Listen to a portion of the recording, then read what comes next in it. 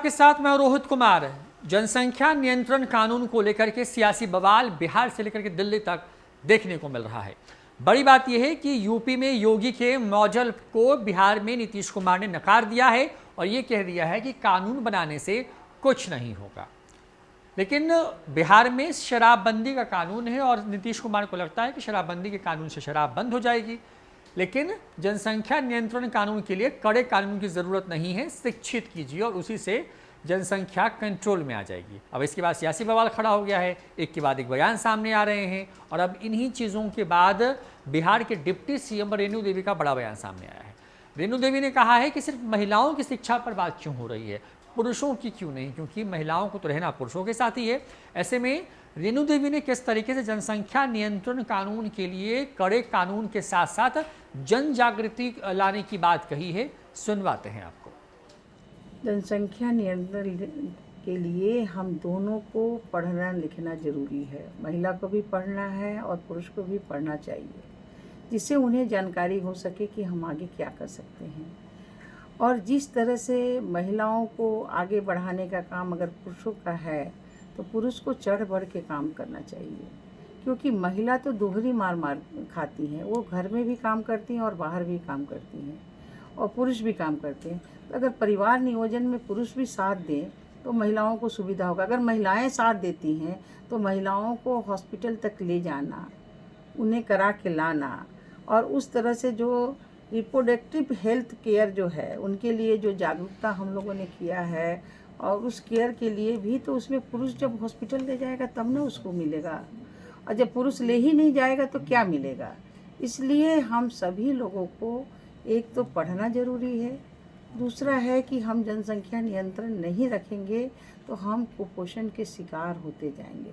बिहार में ऐसे ही जनसंख्या हमारी काफ़ी बढ़ी हुई है और देश में भी जो जनसंख्या है तो उसके लिए भी जो हमारा यहाँ कार्यक्रम है, और हम तो माननीय अपने मुख्यमंत्री जी नीतीश कुमार जी को धन्यवाद देना चाहते हैं कि उन्होंने जो लिटरेसी का कार्यक्रम इतना अच्छा हुआ, देश के प्रधानमंत्री को मैं माननीय नरेंद्र मोदी को देना चाहती हूँ कि जिन्होंने इतना बड़ा काम करके दोनों लोगों ने डबल इंजन की सरकार में और आज इंटर क्लास तक हमारे बिहार की सरकार जो है इंटर जो है पंचायत तक कर दी।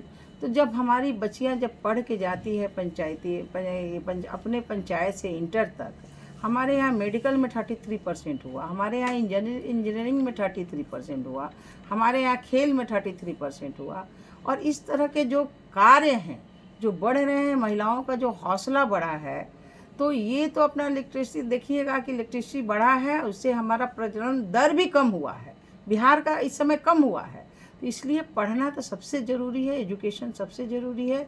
और इसमें हम आग्रह करते हैं पुरुष भाइयों को कि बढ़ चढ़ के भाग लें और अपने बच्चों को हमारे दो करने का अगर करेंगे तो भविष्य बहुत ही उज्जवल। तो यूपी में नई नीति लागू होने वाली है जो कि जनसंख्या नियंत्रण नीति है उत्तर प्रदेश के लिए, और वहाँ पर कई तरह के प्रावधान हैं जिसमें कई कड़े प्रावधान भी हैं। इसी के बाद जब सवाल नीतीश कुमार से पूछा गया था पटना में, तो सीएम नीतीश कुमार ने कहा कि कानून बनाने से क्या होगा।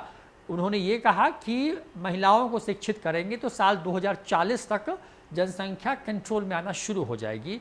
और इसी के बाद जो है सियासी बवाल शुरू हो गया है। बीजेपी ये कह रही है कि योगी का जो मॉडल है वो ठीक है, नीतीश कुमार जदयू कह रही है कि नहीं, महिलाओं की शिक्षा से ही सुधार आ सकता है। ऐसे में सवाल उठने लगे हैं और सवाल ये कि जब शराबबंदी के लिए कड़ा कानून राज्य में है और लगता है सीएम को या सरकार को कि शराबबंदी को सही से लागू कराने के लिए कड़े कानून की आवश्यकता है, तो फिर जनसंख्या नियंत्रण के लिए कड़े कानून से क्यों पीछे हट रहे हैं नीतीश कुमार। और यही सवाल है जिसके बाद बिहार के साथ साथ देश भर में जो सियासी उबाल है वो देखने को मिल रहा है। फिलहाल इस वीडियो में इतना ही। नमस्कार।